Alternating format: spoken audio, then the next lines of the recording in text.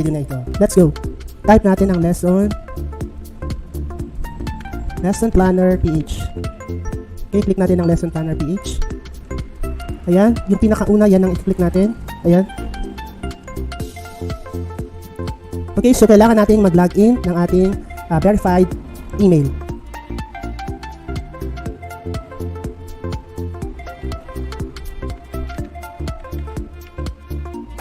Sabi kong app na tutulong sa atin na gumawa ng ating lesson plan. Okay, so sa unang part, meron ditong pagpipilian kung ano ang choice mo, kung 4A's ba na lesson plan, 5E's, ES, or 7E's ang choice mo.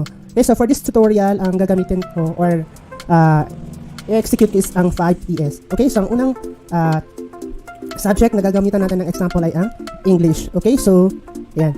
Kapag English, lalagyan natin ng kung ano ang subject na gusto nyo. Okay, so first time na ituturo ko ay ang English part. Anong grade 11? Okay, so for this tutorial, grade 7 na ang gagamitin ko. Ayan. So baba pa natin. Okay, so dito na part na objective. Saan nyo kukunin ang objective? Siyempre, galing sa most essential learning competency ninyo. Okay, so kanina nag-research na ako at nakapag-prepare na ako. So, may handa na ako dito banda. Okay, so ito yung unang gagamitin natin na learning objective sa subject English 7. Okay, so copy lang natin yan. Okay, and then i-paste natin dito sa objective. Okay, so may choice dito, English yung subject natin. So therefore, English din ang i-click natin. And then, yan, i-generate na natin ang lesson plan. Okay, so yan. We will wait for a few seconds. And then, may lalabas na dyan na result ng ating lesson plan. Okay, so ayan na, no, nakalagay na dyan. Naglo-loading na siya, no. Okay, so ito yung objective na ganapin natin ganyan. Use the passive and active voice meaningfully in varied context. And then, meron ditong subject integration, merong soft science and mathematics. So ito yung first E, which is engage. Ayan. So pili ka lang dyan ang iyong gagamitin. Ayan. Okay, so explore, andyan na yan.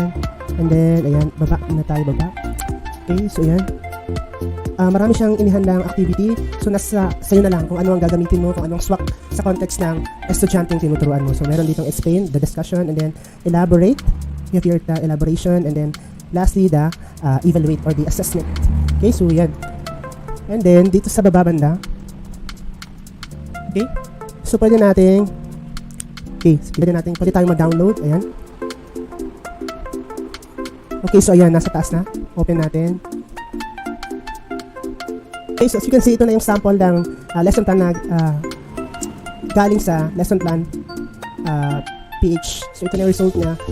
Ayan. So as a teacher, ikaw nang bahala kung gagamitin mo yung mga suggested activities dito. Pwede ka rin namang mag-modify kung ano lang ang applicable sa iyong students. Depende sa, syempre, depende sa academic performance ng iyong students. Depende sa academic level ng iyong students. Okay, so yan siya. And then, okay, let's try another learning objective. Okay, kung sa baba, gamitin natin ang learning objective na use modal verbs, nouns, and adverbs appropriately. Okay, so copy lang natin yan. Okay, so balik tayo dun sa lesson plan maker. Yan. Okay. So dito papalitan lang natin yung learning objective na ginamit natin kanina. Okay, so paste. So generate natin ulit. Ayan, so yan.